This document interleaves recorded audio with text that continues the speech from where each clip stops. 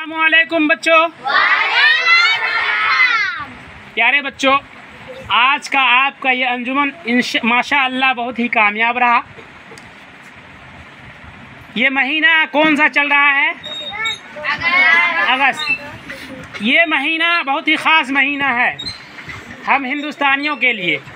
वो इसलिए कि इस महीने की 15 तारीख़ सन 1947 को हमारा मुल्क हिंदुस्तान आज़ाद हुआ था।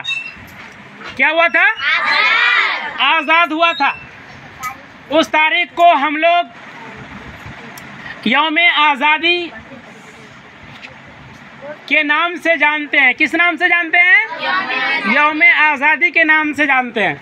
उस तारीख को सरकारी गैर सरकारी तमाम जगहों पे झंडा फहराया जाता है, परचम कुशाई होती है। उस तारीख को याद रखना हम सब के लिए ज़रूरी है। क्यों कि हमारा मुल्क बहुत दिनों तक अंग्रेज़ों के हाथ में था।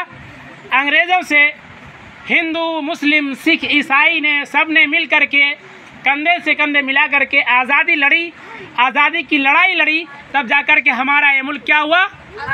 आज़ाद हुआ। तो ये आज़ादी आसानी से नहीं मिली। आज़ादी बहुत महंगी है। आज़ादी में बहुत से लोगों ने अपने सर की कुर्बानी दी, अपनी जान की, अपने जो है माल की बाजी लगाई, तब जाकर के हमारा ये मुल्क क्या हुआ? आज़ाद हुआ।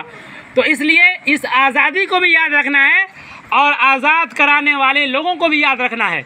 आज़ाद कराने वाले लोगों में महात्मा गांधी, पंडित जवाहरलाल नेहरू, मौलाना अबुल कलाम आज़ाद, मौलाना हसरत मोहानी, मौलाना मोहम्मद अली, शौकत अली, इन लोगों ने एक दूसरे से कंधे मिला करके और हमारे इस मुल्क को, हिंदुस्तान को आज़ाद कराया। और आज़ादी कब मिली?